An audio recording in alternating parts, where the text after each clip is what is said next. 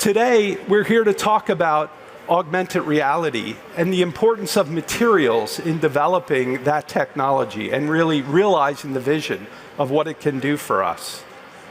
I could sit here and talk about it for the next 30 or 40 minutes, but I've been very fortunate to have a team to join me to look at what augmented reality is. But really, before we get the real subject matter experts, here we have been running a STEM program with some local grammar school children in the 4th grade here in the Las Vegas area. And one of the things we asked the children was, what does the future of electronics mean to you? We didn't say augmented reality, we didn't say AR glasses. And one of the 4th graders put this design together, which I think is really quite elegant. This is what the future of electronics looks like to a 4th grader here in Las Vegas. It looks like a pair of really normal form factor glasses. It's got some handles on it, and you can see they're kind of thicker handles, so there's probably some advanced technology in the handles. And it has, not only does it have lenses, but it has special lenses, right? And that's what makes it so special, and there's the bridge between it. I think it's really interesting that this is the vision of the future that our young minds and the leaders of the future will have. So what our responsibility today is, and what my panel is going to help me do, is to make this vision a reality for all of us today. And so with that as a motivation, you know, I think augmented reality is something, and virtual reality, mixed reality that we've talked about.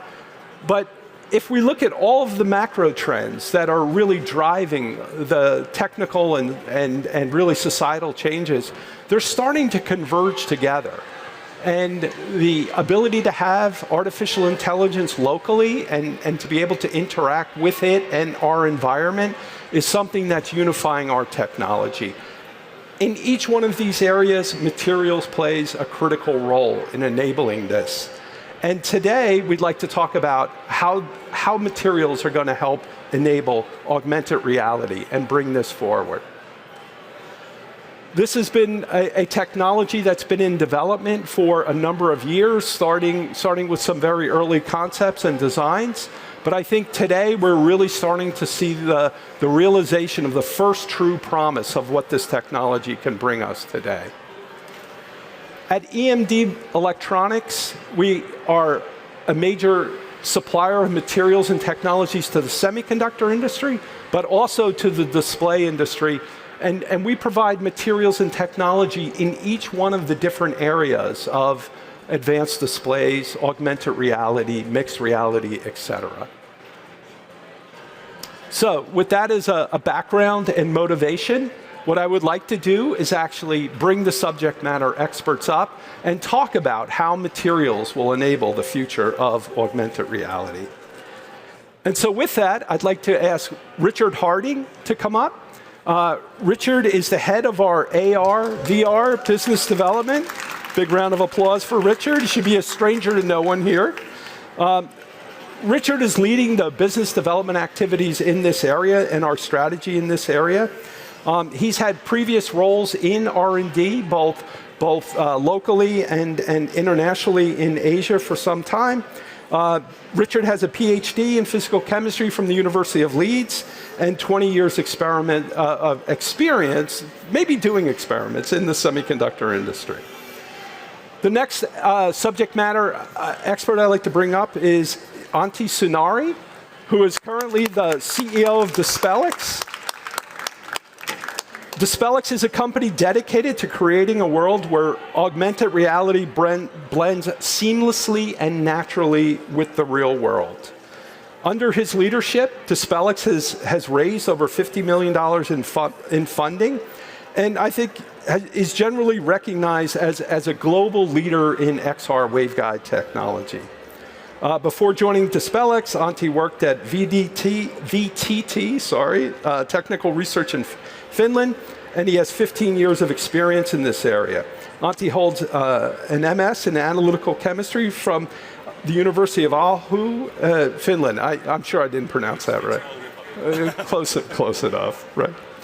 The next person I'd like to bring up is Ed Tang. Ed Tang is the founder of Avegant, an augmented reality display company. Avegant is developing next-generation light engines that enable true consumer augmented reality products and experiences for glasses of multiple form factors. He was, I think this is quite interesting, he was born in Texas and raised in Taipei. I think that gives him some real credibility in a number of different areas. And has a degree of electrical engineering from the University of Michigan, specializing in MEMS technology. Did join the faculty for a while and has been working in nanofabrication technologies since 2001. And finally, the last technology expert I'd like to bring forward is Barry Silverstein from Meta. Barry is the Senior Director of Optics and Display Research at Meta Reality Labs. He is focused on creating the world's smallest and most efficient visual imaging systems, pushing the boundaries of what's technologically and commercially available. Before joining Meta, Barry was a senior research director at IMAX, where he developed essentially the IMAX projector technology, for which he won an Academy Award. So we have an Academy Award winner with us. And before that, he spent 28 years at Kodak's research laboratory and holds 98 issued patents. And I'm sure by this time Barry's well over the 100 patent mark, over the century mark. So I think we're well qualified. We have quite a distinguished panel here to talk about materials and AR. So to get the conversation started, Barry, I'd actually like to start with you and talk about you're wearing the Meta Ray-Ban glasses, and I think Meta has enjoyed a tremendous amount of success with that technology.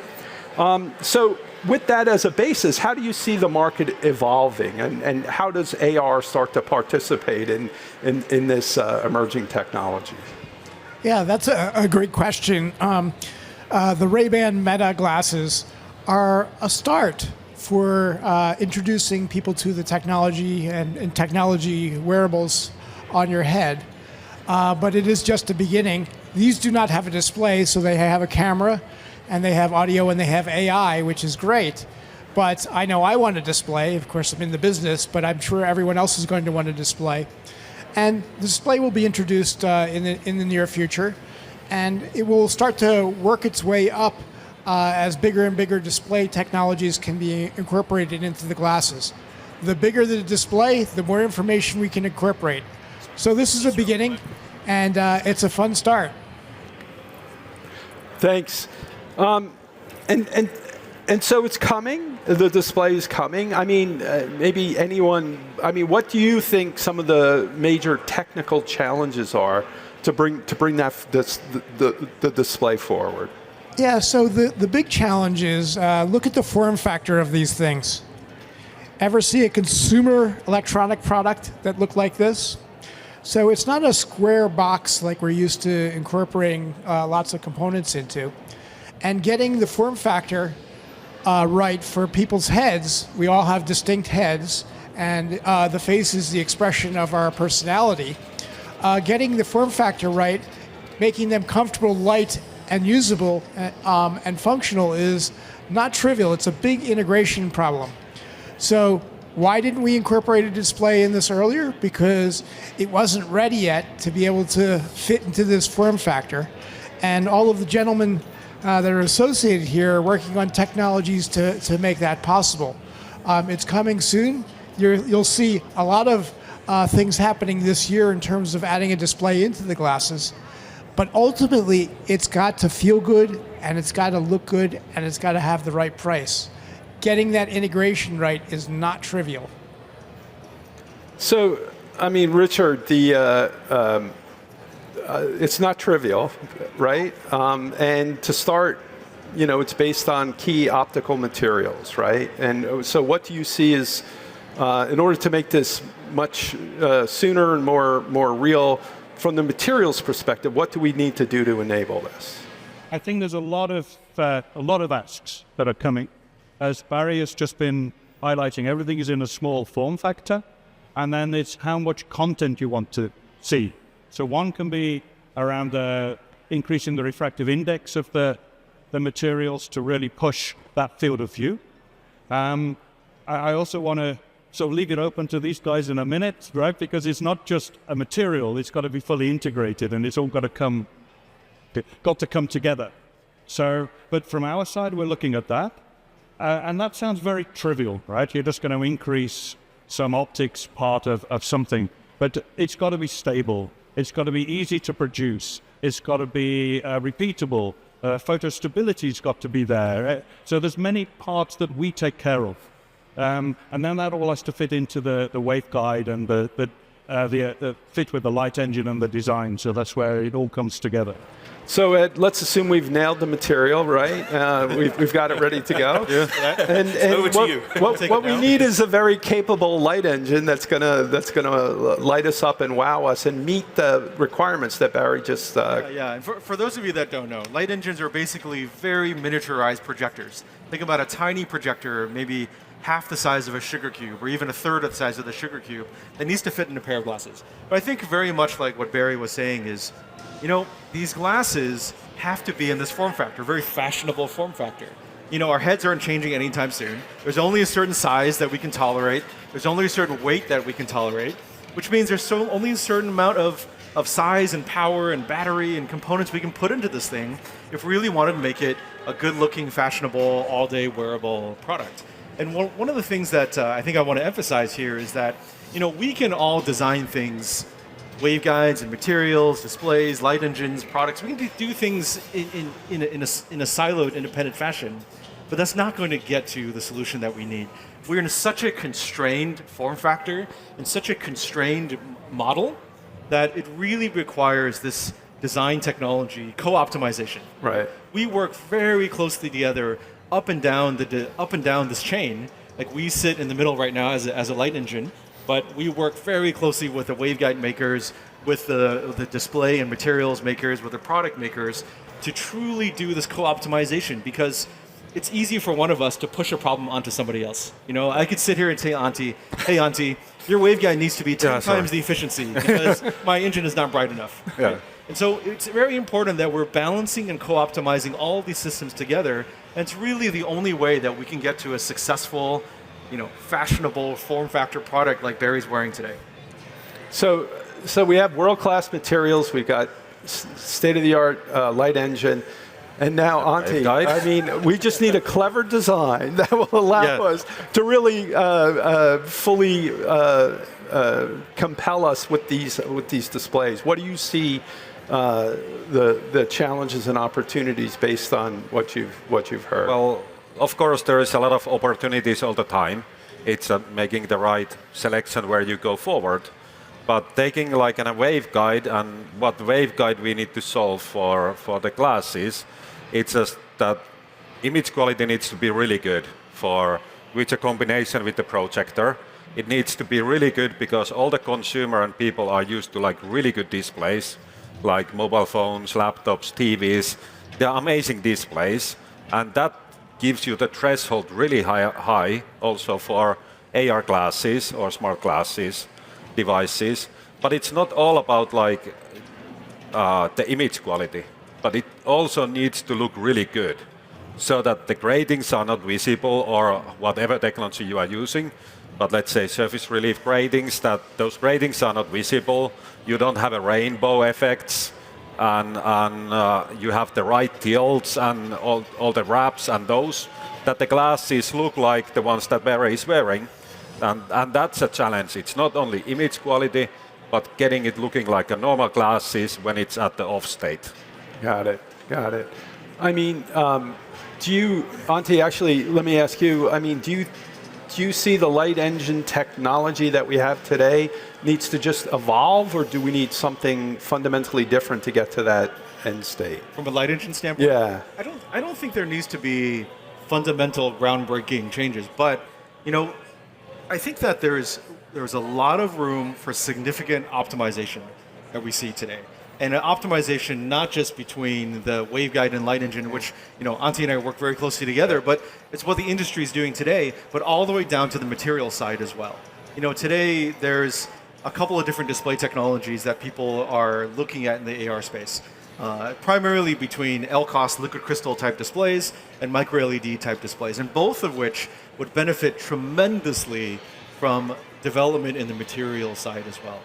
A liquid crystal type display, we all know liquid crystals as being very mature technology, right. TVs, projectors, things like that. But in our space, this is really the beginning of what we're seeing on optimization of liquid crystal materials for light engines and for AR.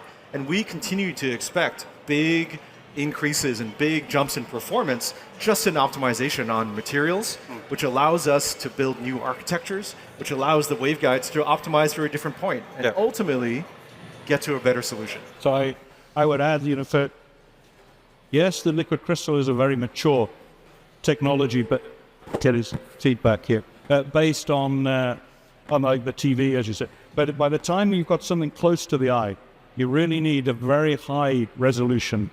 And that requires new materials, and that's a key part that we're developing as well. And that's something that has to come forward, otherwise you end up with a very grainy image, or not so nice image near the eye.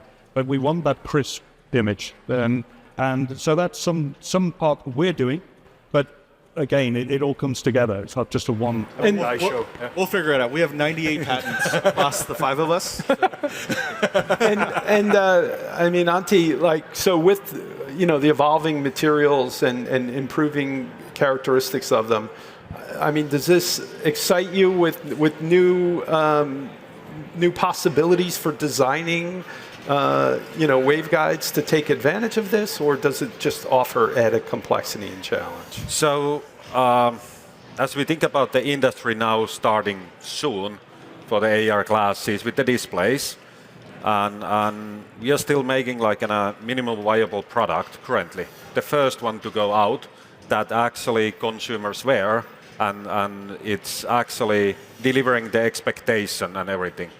And there is just so much more that can be developed on a waveguides when the industry is bigger, right. Throughout the new materials, throughout the new manufacturing processes, throughout the new kind of grading structures. But those just needs bigger industry than currently that the whole supply chain is pushing it forward. So Barry, I'm hearing a lot of excitement and confidence here in the materials and the engines and how does that excite you, or what is your perspective? Well, so there was a good point here about this being early, and what we're trying to do is get a minimum viable product out. And just for this audience, just to understand a little further, is the lens is the display for this application. So the lens is feeding the light to your eyes from a projector that's generally in the corner here. And this lens is made up of a material that has structures to it, optical structures, mechanical structures, nanostructures to it, that are trying to be formulated in a way that makes it look like a real pair of glasses. It's almost magic. A real pair of glasses to someone from the outside, but feeding a display to someone who, to the wearer. That is kind of like a magic mirror that we've all dreamed about. And the starting displays that we're going to have, we're starting small because it's easier, and the image quality has some limitations to it.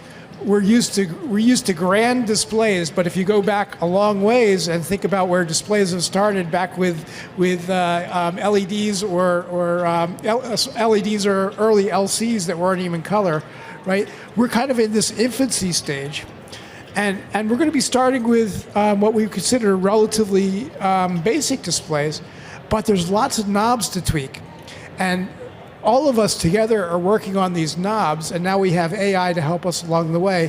And it starts from the material with things like the index of refraction, which is the amount of bending power that a lens has, and the weight, because that defines how comfortable it is, and the strength of the material, because that defines how durable it is.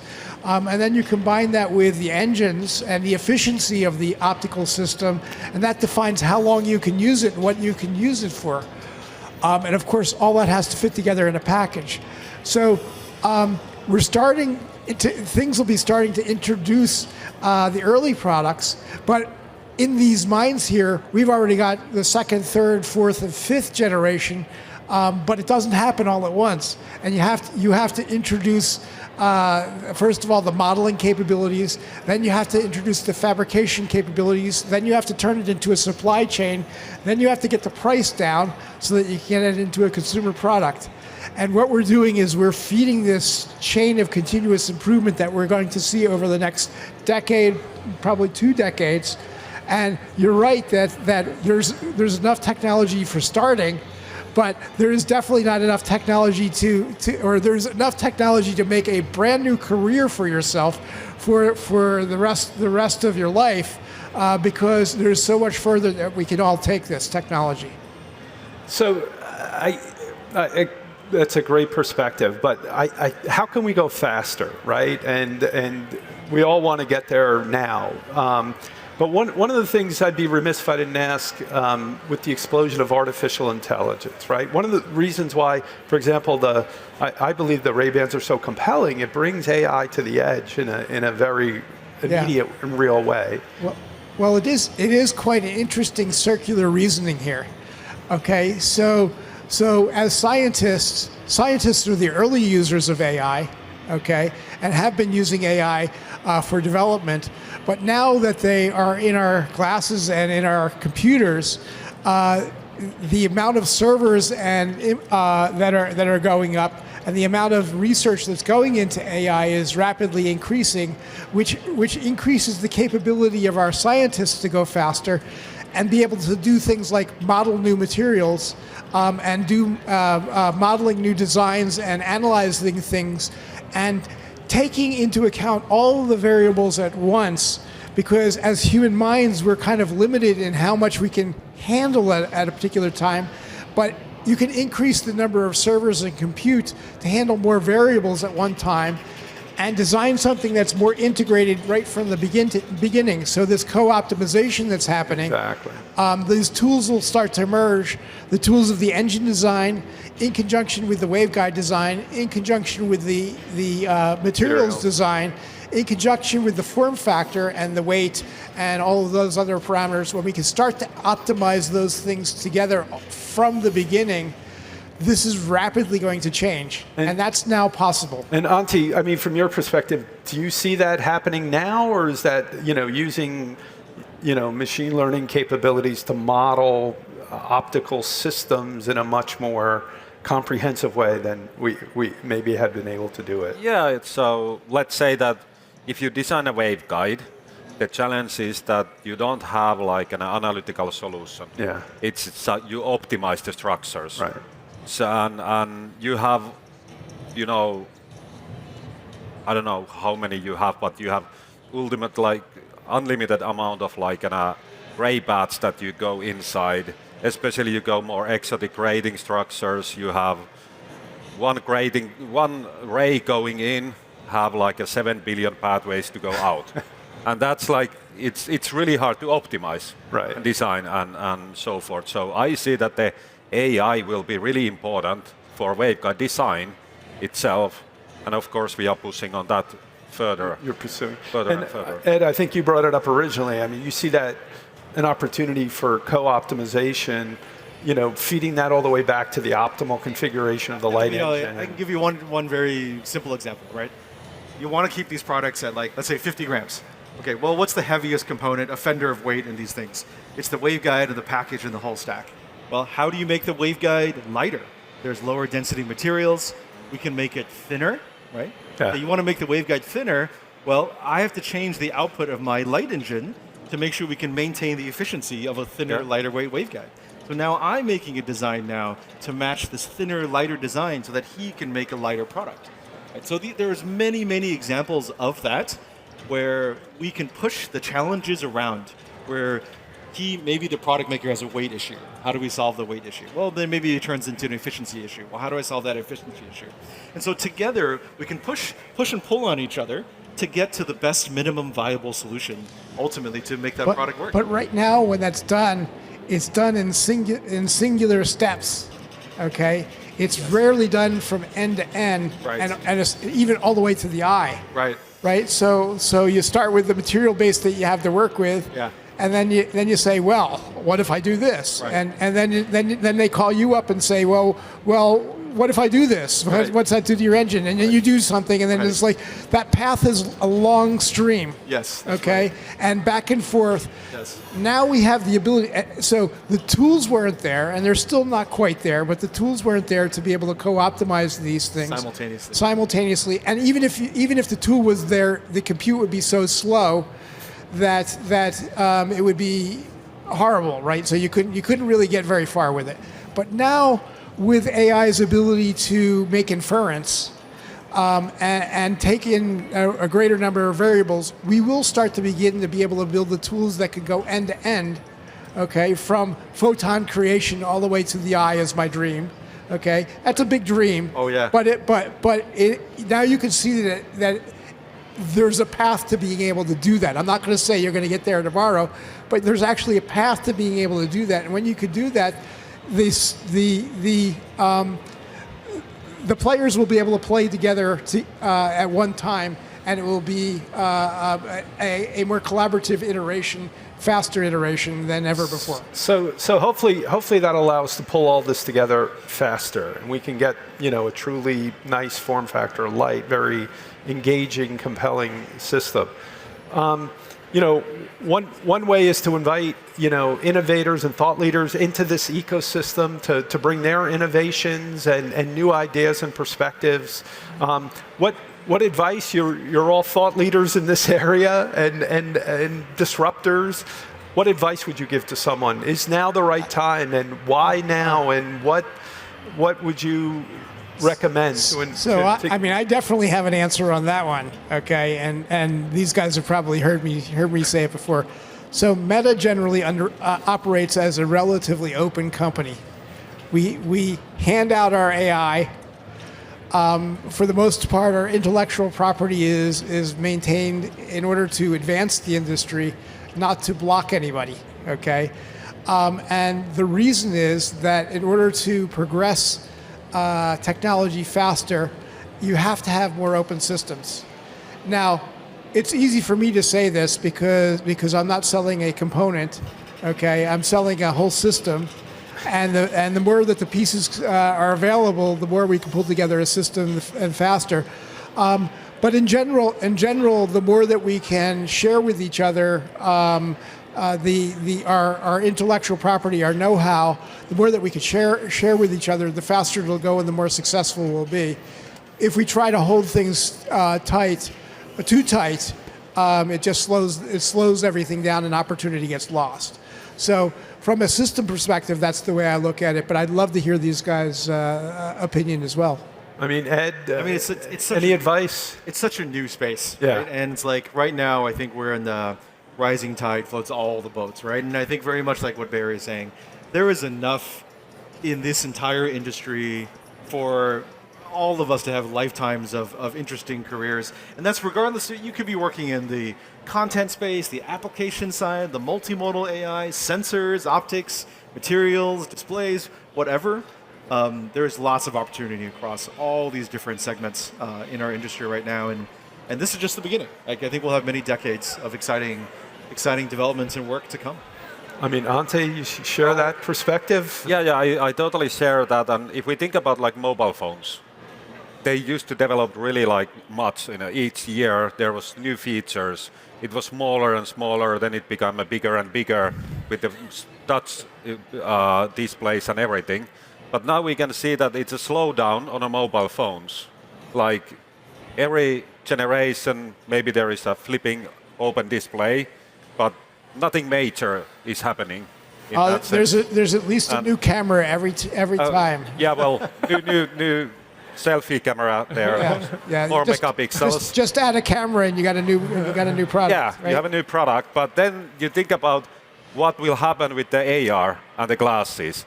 They will develop so fast. There will be so much new opportunities, new ideas, new way to use that virtual content that you can get in front of everyone. So I think it's the most exciting area that you could work at this point of time. And let me expound upon that if I could a moment. So I want to plant in your heads a little bit a way to think about this. For forever, we have had displays that we put in front of us. We have a piece of paper. Okay, then we have a book. Then we have, or I should say, maybe we start with a scroll. I should go back further. A piece of paper, a book. Okay, a newspaper, a magazine with color. Okay, a singular digital display of a singular color. Color gets added. The screens get bigger. Now they're portable. But never before have we had a display that overlays on top of our vision, okay? Where the digital world is overlaid on top of the real world so that you can put digital information, being it avatars or being information or digital objects, so that things from anywhere that can be transformed into and transported into your world. That changes everything. So if you think about the change when movies were invented, right, from still to movies, and you say, well, now we have moving pictures. Now this moving pictures, this Pixar world that can be animated to look real, can be put into your screen, into your life on a regular basis. Nobody completely knows all of the things that we're going to be able to do with it. It is so new, such a new paradigm for mobile computing, and so powerful that as you all said, it is beyond what we can think about just in this panel or in this room, because somebody's going to think of something that we didn't think of, and the more technology that we put into this thing, which will happen, the more capable it will become. I like to call it a new form of perception. So perception is what our human senses bring together. And now with this, we have a new set of perception because we're able to get other cameras, other perspectives, other memory that's occurring that you couldn't get any other way being available to us. Hey, rewind that meeting to me. Okay? What did that person say?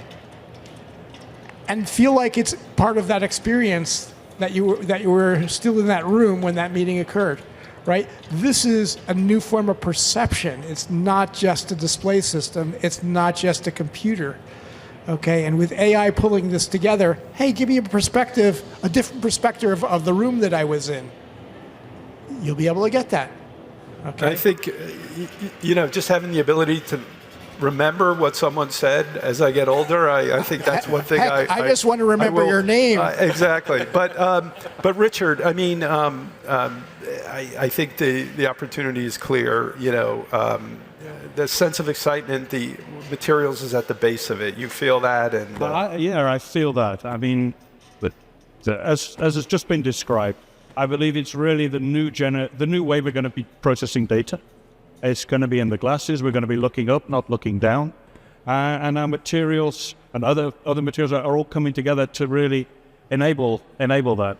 What's really exciting, to answer your question, going back a little bit, if I could rewind, like we got, was what would speed it up? That was what you were asking. And there, it's the openness. So it doesn't. We can design a new material with a certain property and then go to someone and go, oh yeah, great, now I really want this other bit as well, right? But if we'd have known what the other bit was, we can design for that in one go. So it's always the way. The more open we are, the more collaborative we'll get there quick. The faster we'll get there. Well, I think that's a great way to kind of end the panel and think about openness and collaboration. And Barry, I love the perspective, what the opportunity is that this is going to open up for us. I think one thing I've noticed this week, it seems more than ever, so many people walking straight forward, looking at their phone, not looking where they're going. And one of the things I'm looking forward to is we will lift up our heads when we have our fully compelling AR glasses and at least look at the world around us in addition to the fully virtual digital world. So I'm looking forward to AI turning off my display when I'm about to run into a tree. into a wall, the So automatic that'd be- braking equivalent of display. So thank you very much, panel. I feel like we do have a little bit better perspective where we're at, what the opportunities are, where we're going to go, that it's going to be real, we're going to make it happen. So I'd like to thank everyone's participation. I'd especially like to thank Zarina Spahik for helping us coordinate all of the logistics around this panel. And, I think I've said it a couple of times, but by 2030, I don't want any one of us to have a cell phone in our pocket. I just want us to have our fully immersive AR glasses. So I'm with you there. With that, thank you very much. Cheers. Thanks, everybody. Thank you.